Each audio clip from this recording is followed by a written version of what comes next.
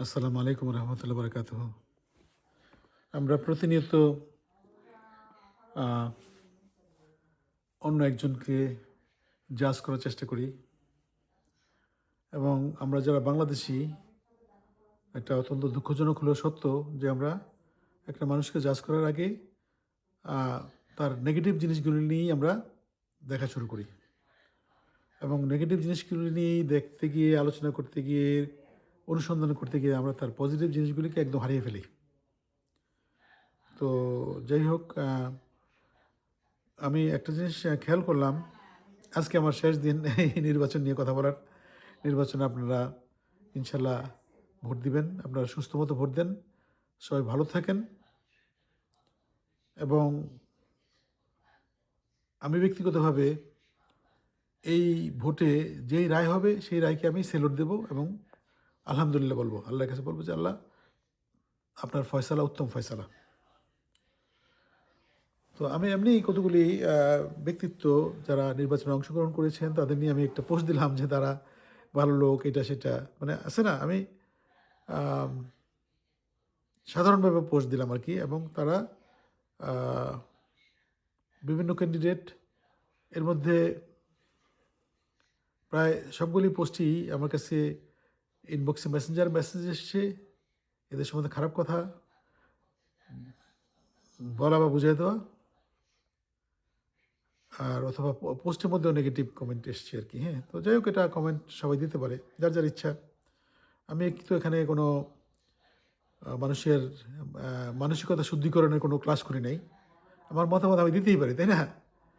তো যেমন আমি একজন মাওলানা মামুনুল হক, ওনাকে পোস্ট দিয়ে আমি লিখছি আর কি, জাস্ট একটা কী লিখবো, লিখতে গিয়ে লিখলাম যে ওনার কাছে দেশ এবং জনগণ নিরাপদ থাকবে, এরকম আর কি। হ্যাঁ, কারণ সে আল্লাহকে যদি ভয় পায়, আল্লাহকে যে ভয় পাবে তার কাছে তো মানুষজন তো নিরাপদ থাকবে আর কি, সে নিজের দল হোক বা বিরোধী দল হোক, সেটি আর কি। হ্যাঁ, আর বিশেষ করে যে একজন পার্লামেন্ট মেম্বার হবে বা একজন মন্ত্রী হবে বা দেশের প্রধানমন্ত্রী হবে, তার কাছে তো কোনো বিরোধী দল বলে কোনো শব্দ থাকার কথা না, উচিত না। আপনার ডিপলি চিন্তা করবেন, যদি আপনি বাংলাদেশের প্রধানমন্ত্রী হন বা প্রেসিডেন্ট হন, আপনি তো বাংলাদেশের প্রধানমন্ত্রী এবং বাংলাদেশের প্রেসিডেন্ট বা বাংলাদেশের আপনি সংসদ সদস্য, আপনার কাছে কোনো বিরোধী দল থাকতে পারে না, আছে না, বিরোধী লোক থাকতে পারে না, বিরোধী প্রতিনিধি থাকতে পারে দলের বা কিছু একটা সংসদে, কিন্তু আপনি বাংলাদেশে কোনো মানুষই আপনার বিরোধিতা থাকার কথা না। আপনার সবাই আপনার জনগণ হবে। আপনার তো ভোটের লেখা নেই, তো আপনার সংসদ সদস্য পদে কে আপনাকে ভোট দেয় না এই কথা তো লেখা নেই। তো আমরা যদি পজিটিভ চিন্তা করি, আমাদের অনেক কিছুর সামনে আল্লাহ তালা সহজ করে দেবেন, সুন্দর করে দেবেন। তো আমি এখানে ডিফেন্ড করতে আসি নাই। বিশেষ করে আমার একটা বন্ধু একটা কমেন্ট লিখেছে, ওটার জন্য বললাম যে সে কথার মধ্যে ছিল যে আমি কি লাইমলাইটে আসতে চাই কিনা। হ্যাঁ, বাইরে ভাই, লাইমলাইটে আসতে কোনো কিছুই নেই, তাই না?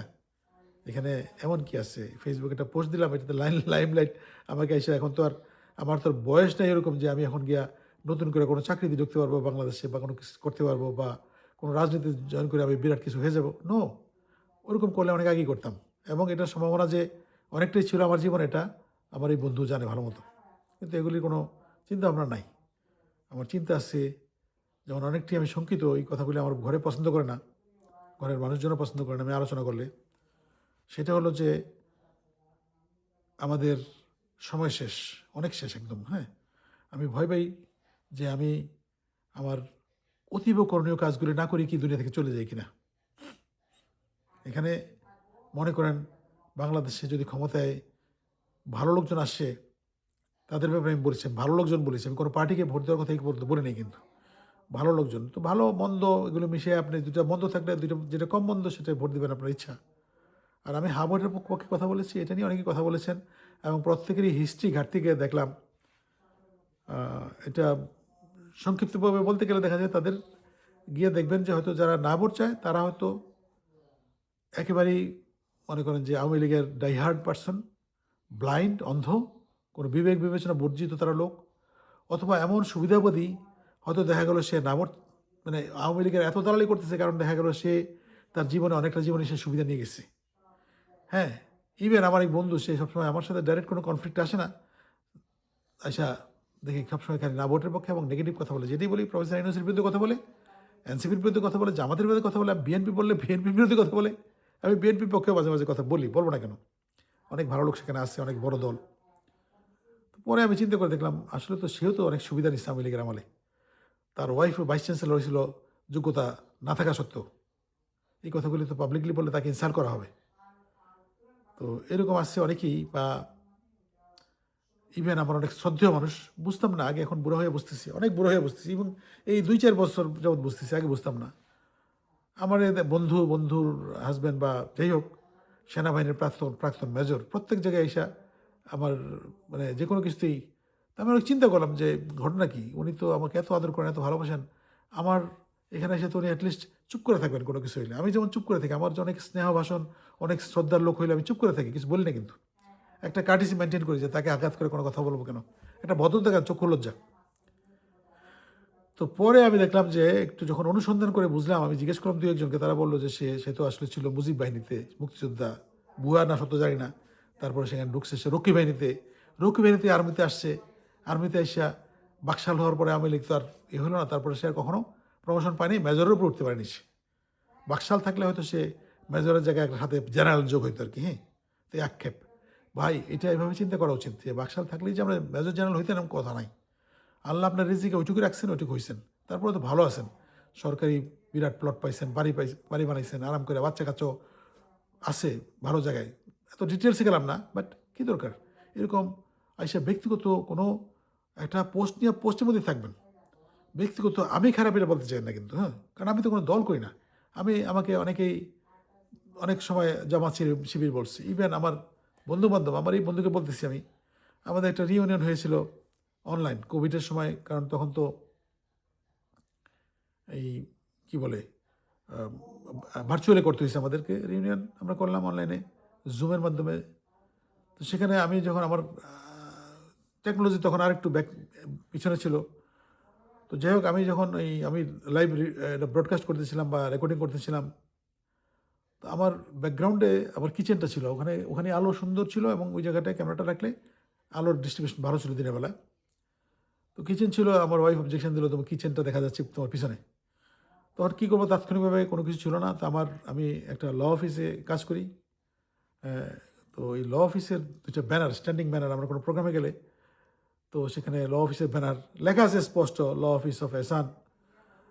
কিন্তু ওখানে দাঁড়িপাল্লার ছবি আছে, জাজমেন্ট, মানে এটা তো ধরেন যে কোনো ল ফার্মে, হাইকোর্টে, সুপ্রিম কোর্টে যেখানে যান দেখবেন যে দাঁড়িপাল্লা।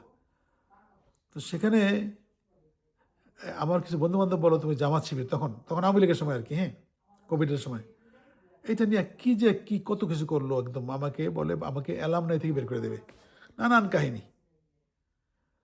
তো আমি বুঝলাম না মানুষের লোকে দৃষ্টিভঙ্গির সংকীর্ণতা এত বেশি, মানুষ চিন্তা করার সময় চিন্তা করে না, মানে আছে না ওই কি বললাম, ওই জায়গায় কি কথা হইলো ওইটার মধ্যে না দেখে ব্যক্তি আক্রমণে চলে আসে।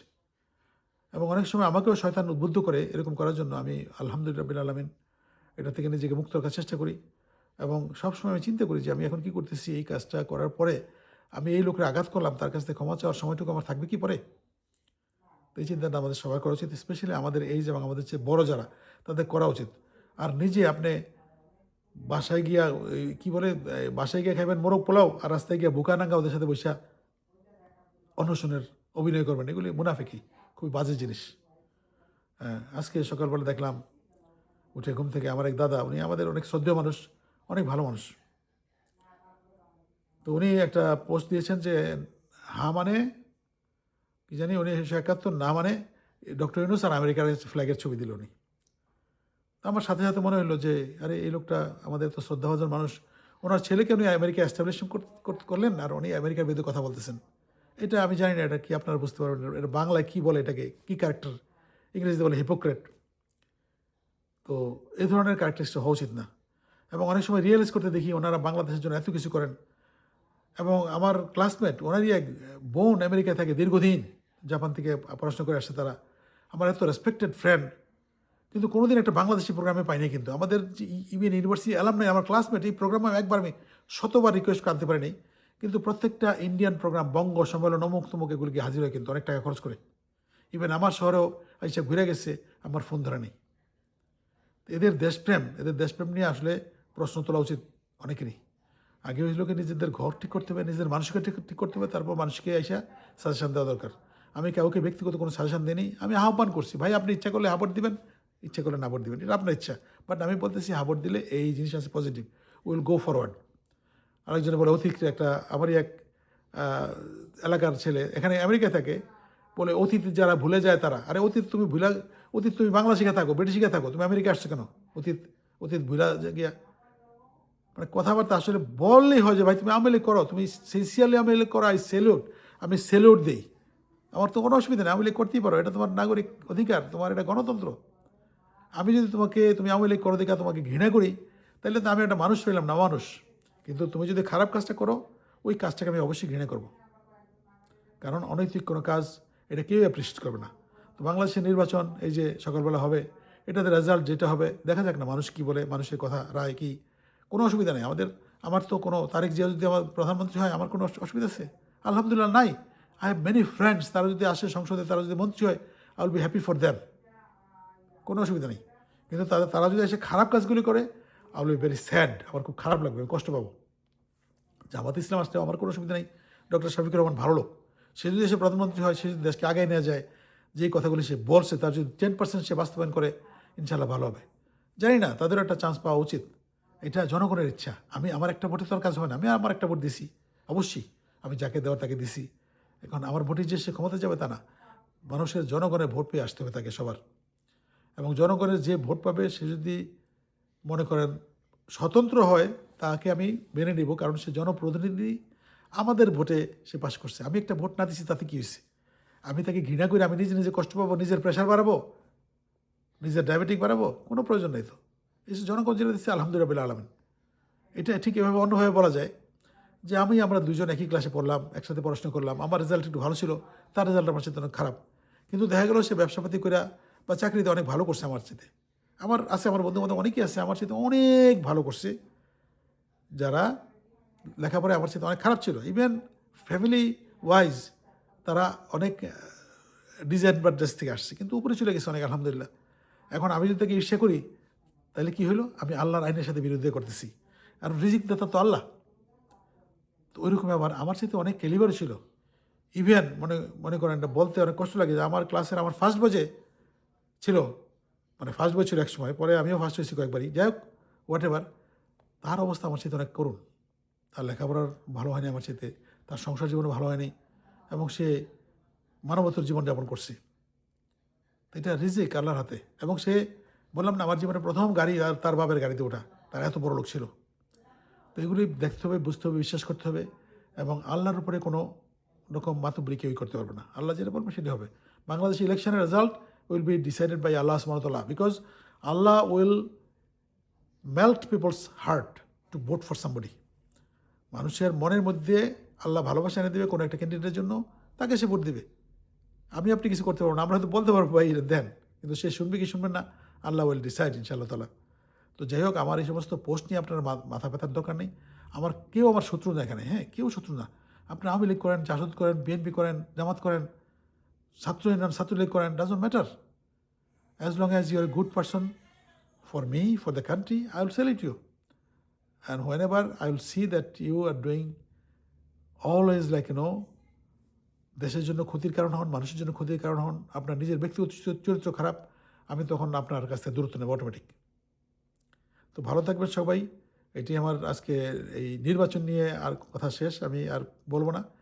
বাট হ্যাভোটের জন্য এখন আমার রিকোয়েস্ট থাকবে এই জন্য, কারণ আমি মনে করি যে হ্যাভোট এটা একটা ভালো একটা প্রক্রিয়া, এবং দেশকে সামনের দিকে আগে নেওয়ার জন্য, আগামী প্রজন্মের জন্য ভালো। আর যারা না ভোট দেওয়ার কথা বলে, তাদের ব্যাকগ্রাউন্ডগুলো দেখে তারপরে তাদের কথা নেবেন আপনার, যে তাদের ইতিহাস দেখবেন, যে what they did for yourself, for the country, আপনি জানবেন, তারপরে আপনি কথা শুনেন তাদের। আমার অনেক respected brothers and sisters, they will be offended, but না ভোট তো ভাই তোমার ভোট না, আর হা ভোটও আমার ভোট না, এটা তারা চাইছে, আমরা সাপোর্ট করতেও পারি, নাও করতে পারি। এবং আমি হা ভোট চাওয়াতে তুমি যদি আমার প্রতি মনক্ষুণ্ণ হও, then you are not a person who respects really democracy. হ্যাঁ, আমি তো তোমাকে কোনো ডিস্টার্ব করি না, তোমার অনেক কথা বলো, আমি এগুলি পার্সোনালি নিয়ে অনেকে নিতে পারি, আমি নেই না, it's okay, you have right. কাজে আমারও রাইট আছে, আমার টাইম লাইনে আমি ফেসবুকে কী দিলাম না দিলাম, এটা সম্পূর্ণ আমার ব্যাপার। এখানে তোমরা আলোচনা করতে পারো, সুন্দর আলোচনা, কিন্তু কটাক্ষ করা, খোঁচা মারা, তারপরে সেই স্বৈরাচার আচরণ করা, এটা তোমাদের মনের বহিঃপ্রকাশ। আমাকে খোঁচা মারা আছে না, ওই যে দেখলাম সাংবাদিক খোঁচা মারছে এখানে সেখানে, এই তারেক জিয়া বা কি বলে শফিকুর রহমান সাহেব এমনভাবে খোঁচা মারে যে সেটা ভুল কথা বলে কিনা ওই হাসিনার মতো। তো বাট দে আর স্মার্ট। হ্যাঁ, তারেক জিয়াও যথেষ্ট স্মার্ট আছে এবং এই শফিকুর রহমান সাহেব যথেষ্ট স্মার্ট আছে। তো আপনারা সবাই ভালো থাকেন, নিরাপদে থাকেন, সুন্দর মতো ভোট দেন, আনন্দ করেন। আমি খুবই ভালো লাগতেছে মানুষ ট্রেনে, বাসে, চইরা যেভাবে যাচ্ছে ভোট দেওয়ার জন্য। আমার কাছে মনে হলো যে তারা একটা স্বাধীনতা পেল। সে আছে না আমরা যখন আমরা চাঁদপুরে ছিলাম যখন কয় তারিখে ডিসেম্বর 14 বা 15 তারিখ স্বাধীন হয়ে গেছি কোনো জায়গায় আমরা রাস্তায় নেমে পড়লাম উল্লাস করে।